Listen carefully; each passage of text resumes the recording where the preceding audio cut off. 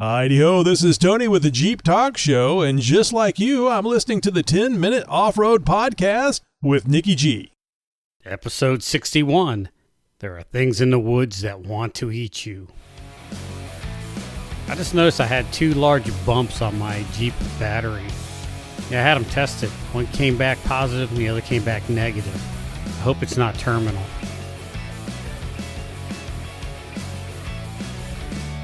Welcome to the 10-Minute Off-Road Podcast. I'm your host, Nikki G. I'm here to inform, entertain, and delight your ear holes with all things off-road for about the next 10 minutes or so. Why 10 minutes? That's about how much longer it's going to take for the hot water to build back up. My daughter just took a shower. I want to remind everybody you can listen to the 10-Minute Off-Road Podcast on Apple Podcasts, Google Play, Overcast, Breaker, CastBox, Pocket Cast, Public Radio, and Stitcher. And yeah, I'm going to make the joke that I've never heard of any of those either. Or you can listen to it, my favorite way, on my YouTube channel. You can contact the 10-Minute Off-Road Podcast at 10minuteoffroad@gmail.com. That's 10minute offroad@gmail.com. And you know, someday I'm going to check that mailbox to see if there's mail in it, other than the junk mail I usually get. Or you can just leave a comment on one of our many social media platforms that I really ignore totally. So basically, if you got something to say, you can try telling it to me, but I doubt it if I'll hear it. You can be ignored by the 10-Minute Off-Road Podcast on Instagram, Twitter, Facebook, and YouTube, but never on TikTok, because TikTok is just weird and strange to me, therefore I hate it.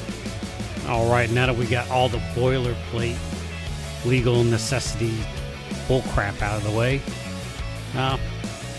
let's talk about bugs. Nobody likes bugs. Matter of fact, a lot of people like camping in the fall and wintertime because there are no bugs, which I gotta admit, I kind of enjoy that too.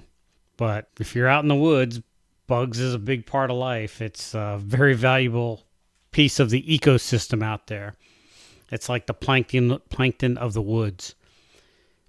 Bigger things eat bugs, bigger things eat the bigger things, and so forth, until eventually we catch that bigger thing and eat it. Or you just skip the middleman and go right to the bugs. No shame in that. But the point I'm trying to make is insects out there, and a lot of them bite and a lot of them sting. Just saw on Facebook that a tree on a trail that I frequent all the time, and I think I might have seen the trail kind of looked familiar, but you know, all trees look alike. But about eye level up on this tree was a knot hole or a hollow spot in the tree, and it was invaded by wasps. Wasps decided to make a nest in this hole that was about eye level. So everybody posted, "Be careful of the tree, don't go near it." And of course, a lot of people started commenting, "Burn the tree down, get some wasp and hornet killer out there and kill the wasps." And then there's the tree huggers saying no, to leave the wasp alone. It's their woods. And I agree. It is nature's woods. We're in their house. But wasps, a big gathering of wasps like that is kind of dangerous. You know, you stop along the trail, you let your kid out or your dog out, and they get too close to it, and wasps are going to attack. You're driving with your window down, you get too close to the tree, wasps are going to bite your ass.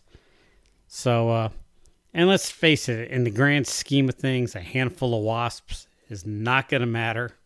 Although wasps do their job in keeping other insects down, I guess. I don't know. What do wasps eat? I've never really seen a wasp eat anything.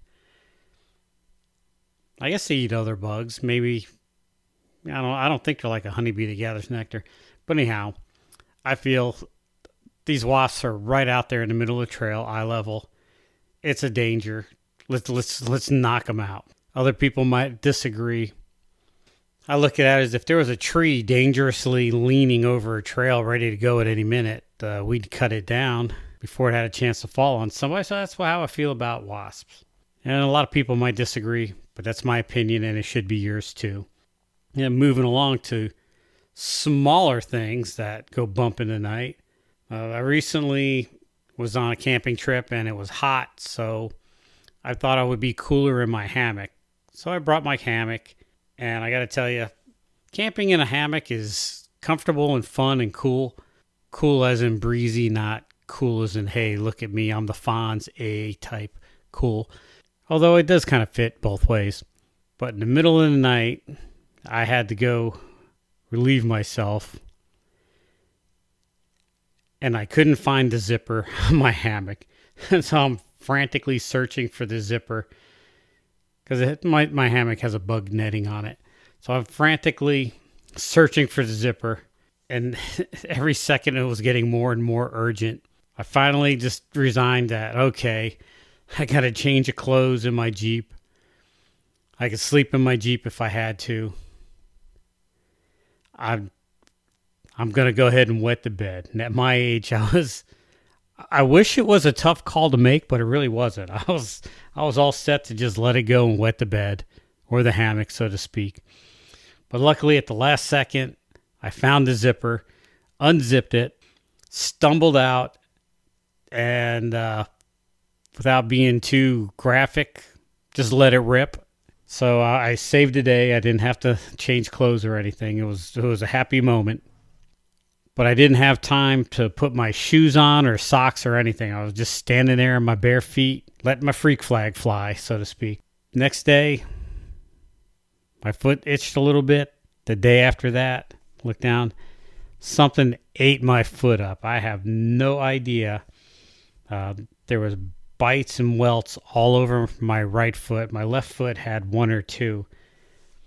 But apparently I stepped into something. Now, right away you'd think poison ivy, but no, I was in dirt. There really wasn't much vegetation around because the campsite was pretty much dirt. So all I could figure is some type of insect just bit the living crap out of me. You know, my life wasn't in danger, but it was a pain in the ass for about a week. Scratching and itching. It wasn't fun. And then moving on to bigger wildlife, of course, there's snakes and raccoons and other stuff. You know, raccoon pretty much stays away from you, but anything that has rabies is going to act a little squirrely. Except for squirrels with rabies. They're already acting squirrely. So I don't know how they would act. They'd act a little coyote-ish, maybe sheepish. So the point I'm making is be mindful of wildlife. Try to avoid it. Try not to interfere with it. But when it comes down to you and the wildlife, go ahead and eradicate it. Nothing wrong with killing some wasps if you have to. You see a rattlesnake, yeah, you know, try to let it go on its way. But if it comes down to you and the snake, kill it. One less snake in the world. I don't even think the timber rattler is on the endangered species. It might be, but either way, you know, if you have to, don't be afraid to snuff out the wildlife.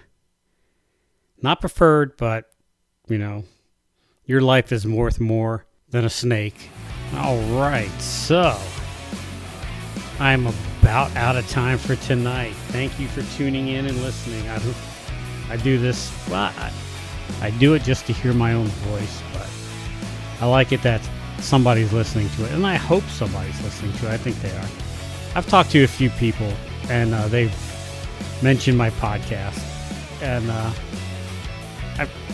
whenever somebody mentions the podcast to me, I feel kind of delighted and embarrassed at the same time. It's a kind of a hard feeling because I know this podcast sucks, but hey, you know, you're listening to it, so it can't be bad. I'd make some comments, but I don't want to insult the only 3 people enjoying the show.